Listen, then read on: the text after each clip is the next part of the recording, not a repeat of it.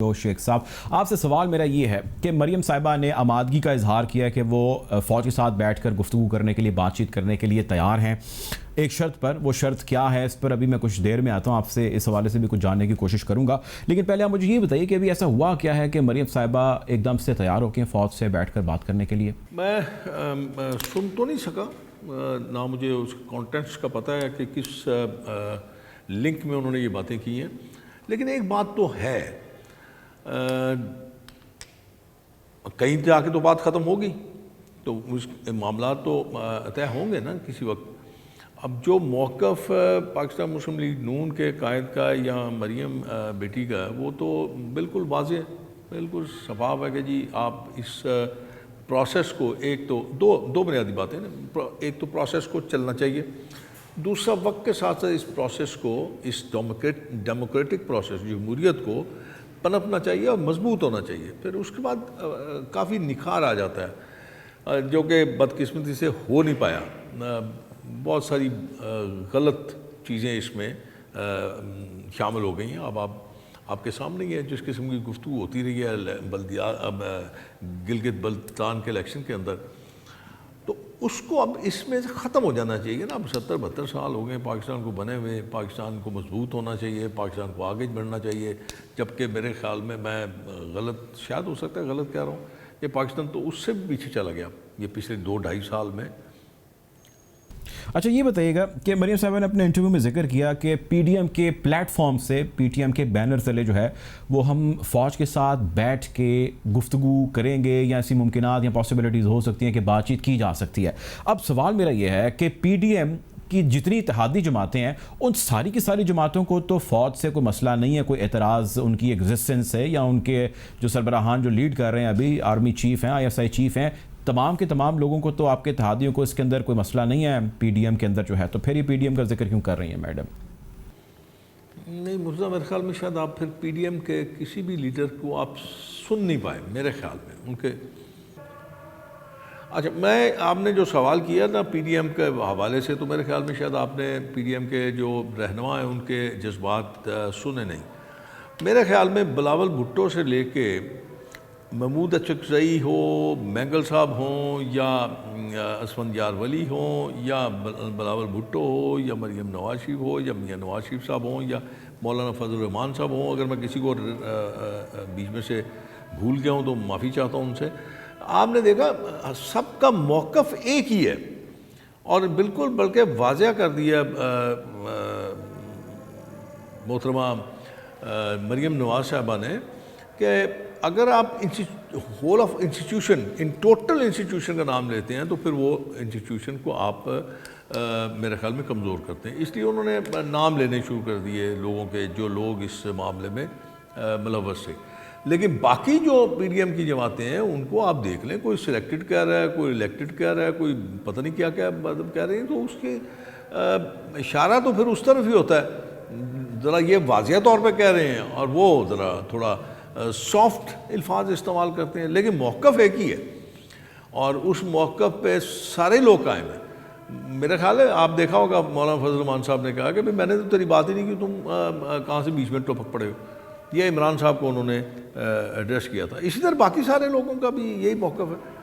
تو میرے خیال میں شاید اسی پلیٹ فارم سے اور بڑے واضح کر دیا ہے کہ اب جو گفتگو ہوگی وہ ان پبلک ہوگی, تاکہ سب کو علم ہو جائے کہ کس قسم کی گفتگو ہو رہی ہے اور کن بنیادوں پہ گفتگو ہو رہی ہے.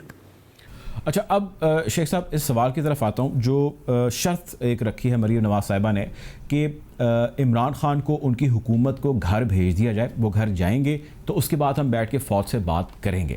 آپ مجھے یہ بتائیں کہ اس کا کیا کوئی قانونی پروویژن اس کی موجود ہے, اس کا کوئی حل موجود ہے؟ وہ کیا کہہ رہی ہیں کہ فوج پہلے جو ہے بات کے لیے ہم تیار ہیں, جب یہ ان کو گھر بھیج دیا جائے گا, کیا مطلب پہلے مارشل لا لگایا جائے گا, اس کے بعد ڈیموکریسی پہ بات کی جائے گی, کس طرح ہوگا؟ یہ کیا کہنا چاہ رہی ہیں وہ؟ یہ سمجھ سے بالا تر ہے, کچھ آپ سمجھائیں ہمیں. دو تین آپشنس ہیں.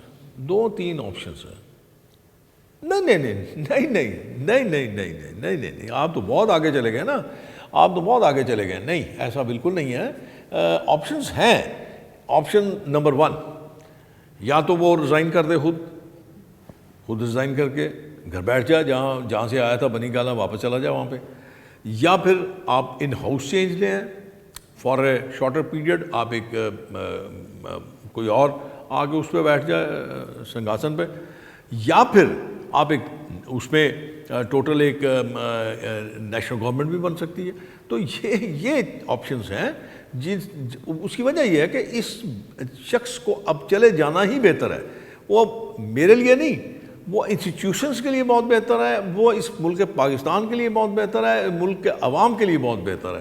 اگر تو آپ سمجھتے ہیں کہ 2.5 سال میں بہت اچھائی آ گئی ہے, بہت بہتری آ گئی ہے, ملک بہت مضبوط ہو گیا ہے, مطلب ہر سیکٹر میں دیکھ لیں, بلکہ ایون تو دیکھیں نا, آپ کے اتنے پرانے درینہ دوست تھے وہ بھی اب آپ کو چھوڑ گئے, آپ کے ساتھ چلنے کو تیار کوئی نہیں, آپ کی بات سننے کو تیار کوئی نہیں. تو میرے خیال میں یہ بہترین آپشن یہی ہے کہ یہ معصوف ذرا علیحدہ ہوں, گھر جائیں, آرام کریں, اپنا فارم ہاؤس دیکھیں, اور یہاں پہ وہ لوگ جو جینون پولیٹیشنز ہیں وہ آگے آئیں اور اس ملک کو لے کے آگے چلیں, اور ملک کو جو درپیش مسائل ہیں ان کا حل تلاش کریں. اچھا یہ بتائیں شیخ صاحب کہ میاں محمد نواز شریف صاحب آپ کی پارٹی کے جو قائد ہیں وہ ISI کے چیف کو, آرمی کے چیف کو مورد الزام ٹھہرا چکے ہیں, کہہ چکے ہیں کہ جی مجھے گھر بھیجنے میں ان لوگوں نے بڑا اہم کردار ادا کیا, ان لوگوں نے جو ہے وہ ایک رول پلے کیا جس کو انہوں نے ڈینائی کیا. بٹ میاں صاحب کے اس الزام کے بعد مریم نواز صاحب کہتی ہیں کہ جی میں بیٹھ کے ان کے ساتھ بات کرنے کے لیے تیار ہوں. تو والد صاحب کہہ رہے ہیں کہ وہ الزام ٹھہرا رہے ہیں ان کے اوپر کہ جی انہوں نے گھر بھیجا, اور بیٹی اب کہہ رہی میں بات کرنے کے لیے تیار ہوں. یہ کچھ کلیئرٹی دیجیے گا, یہ کس قسم کا جو ہے وہ تضاد ایک دونوں اسٹیٹمنٹس کے اندر آ رہا ہے؟ نہیں. دیکھیں کہیں نہ کہیں تو میں نے پہلے بھی شروع میں کہا تھا, کہیں نہ کہیں تو بات ختم ہوگی نا. اب بات کرنے کے بعد ہی کوئی نتیجہ نکلے گا نا. آپ جب بات کریں گے, اب یہ تو ویسے یہ صریحاً جو سوال کا جواب ہے یہ تو مریم بیٹی دے سکتی ہے. میں تو اپنی ایک رائے پیش کر سکتا ہوں کہ آپ نے جب گفتگو کریں گے تو اس کا ایجنڈا کیا ہوگا, وہ بہت امپورٹنس رکھتا ہے, بڑی اہمیت رکھتا ہے. ایجنڈا کیا ہے, ایجنڈے میں کیا کیا شامل ہے. جب آپ اس ٹیبل کے آمنے سامنے بیٹھیں گے تو پھر جا کے سمجھ آئے گی کہ آپ کس ٹاپک پہ بات کریں گے, کن اصولوں پہ بات کریں گے, کن نکات پہ بات کریں گے. تب آپ کو میرے خیال میں شاید سمجھے. اس سے پہلے تو آپ صرف مفروضے یا اپنی کوئی جو ہے آپ کے پاس جو تجربہ ہے اس سے تجربے کی روشنی میں آپ کو بات کر سکتے ہیں. حتمی بات تو اسی وقت ہوگی جب ایجنڈا آپ کے سامنے آئے. اچھا شیخ صاحب یہ بتائیں کہ جج ارشد ملک ہوں, وہ شوکت عزیز صدیقی صاحب ہوں, یا وہ ڈان لیکس کا معاملہ ہو, اس معاملے کا بھی ذکر آج مریم نواز صاحبہ نے, آپ کی پارٹی کی نائب صدر, انہوں نے اپنے انٹرویو کے اندر کیا, اور انہوں نے یہ کہا کہ اگر ہم آرمی چیف صاحب کو ایکسٹینشن نہ دیتے, میں بیسکلی ایکسٹینشن کے معاملے پہ آپ سے گفتگو کرنا چاہ رہا ہوں کہ اگر ہم ایکسٹینشن ان کو نہ دیتے تو پھر اس قسم کے ہمیں پریشرز جو ہے ان کا سامنا کرنا پڑتا ہے, ڈان لیکس جیسے جھوٹے مقدمات کا انہوں نے ذکر کیا کہ ہمیں سامنا کرنا پڑتا ہے. تو سوال میرا یہ ہے کہ اگر ڈان لیکس کا معاملہ جھوٹا تھا تو آپ نے اس سارے معاملے کے اندر پرویز رشید صاحب جو بیچارے ہیں ان کو آپ نے بلی کیوں چڑھا دیا, ان کو آپ نے کیوں برطرف کر دیا؟ پرویز رشید صاحب نہیں, میرے خیال میں اس وقت جو کوشش تھی, آپ نے دیکھا نا اس معاملے کو بڑی ہائپ کریٹ کر دی تھی, اور خاص طور معذرت کے ساتھ آپ کے جو میڈیا ہاؤسز تھے انہوں نے اتنی ہائپ کریٹ کر دی تھی, اتنی کنفیوژن کریٹ کر دی تھی, اتنی زیادہ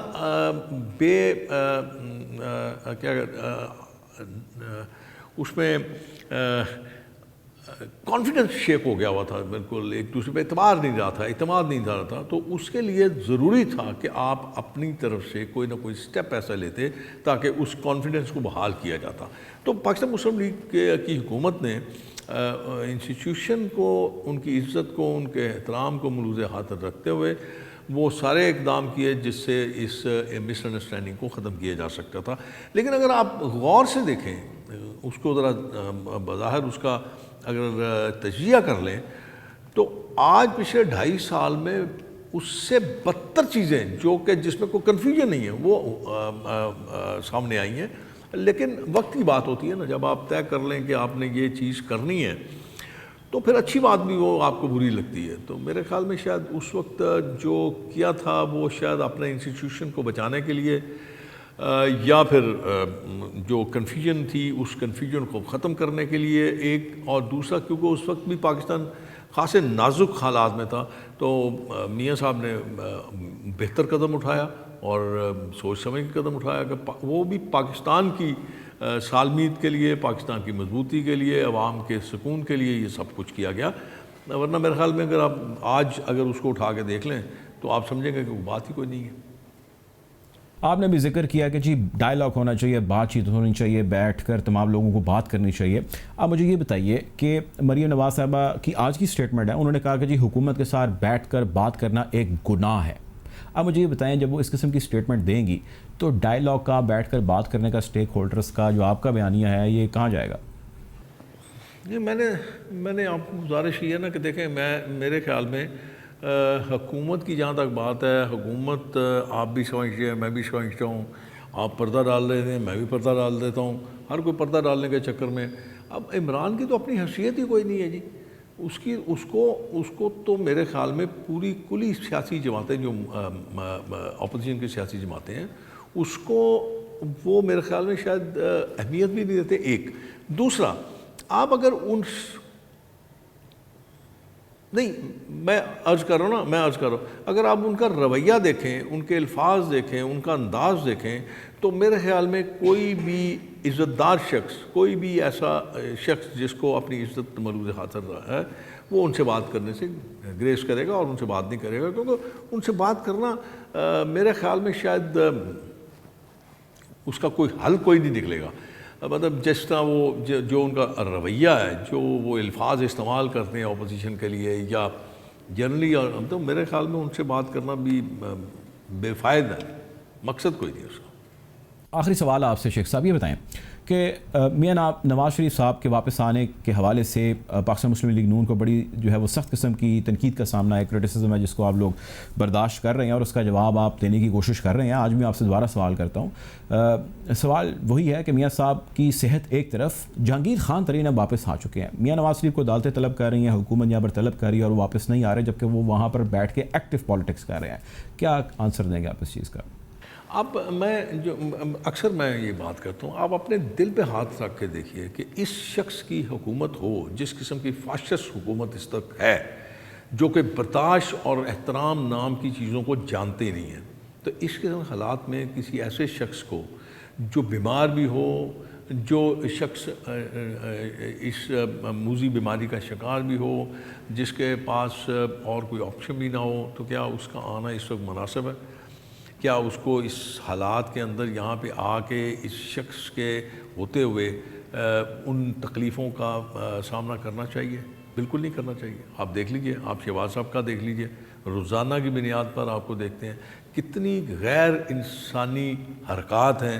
وہ میرے خیال میں شاید کوئی بندہ سوچتا ہے کہ سیاست میں مخالفت ہوتی ہے، سیاست میں ایک دوسرے کے خلاف آپ بات کرتے ہیں، لیکن آپ اتنا گر جاتے ہیں کہ آپ اس حد تک آ جاتے ہیں کہ آپ کھانا بھی ان کو نیچے فرش پہ رکھ کے دیتے ہیں، آپ ان کو نماز کے لیے ایک کرسی بھی نہیں دیتے، آپ ان کے لیے ہر وہ کام جس سے ان کو تکلیف پہنچے اور آپ کو خوشی ہو، آپ وہ کام کرتے ہیں۔ تو اس صورت میں نہیں سمجھتا کہ میاں صاحب کا آنا مناسب ہے۔ اور آپ ان کا موازنہ کر رہے ہیں جہانگیر ترین کے ساتھ۔ جہانگیر ترین ان کا فرنٹ مین تھا، عمران صاحب کا۔ جہانگیر ترین نے سب کچھ ان کے لیے کیا۔ جب ذات کی بات آئی، جب کوئی میں نے جو سنا ہے کہ جو بگ کیا گیا، جب باتیں آڈیو ریکارڈنگ سنی گئی جو جہانگیر ترین کے اپنے معاملات تھے، اس سے وہ ناراض ہوئے اور ناراض ہونے کے بعد چلے گئے۔ تھوڑی دیر بعد ان کو پتہ چلا یہ شخص تو میرے گھر کا سارا کام یہی کر رہا تھا، سارا خرچہ یہ چلا رہا تھا، تو میں کہاں کس مصیبت پھنس گیا؟ اس کا جہاز میں استعمال کر رہا تھا، اس کے ذرائع میں استعمال کر رہا تھا، تو کتنی دیر آپ دور رہتے؟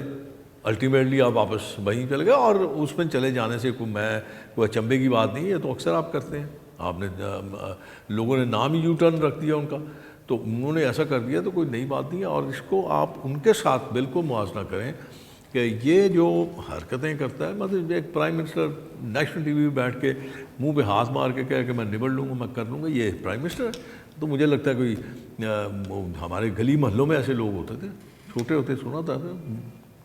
پروگرام میں وقت ہوا چاہتا ہے ایک بریک کا، بریک کی جانب بڑھتے ہیں۔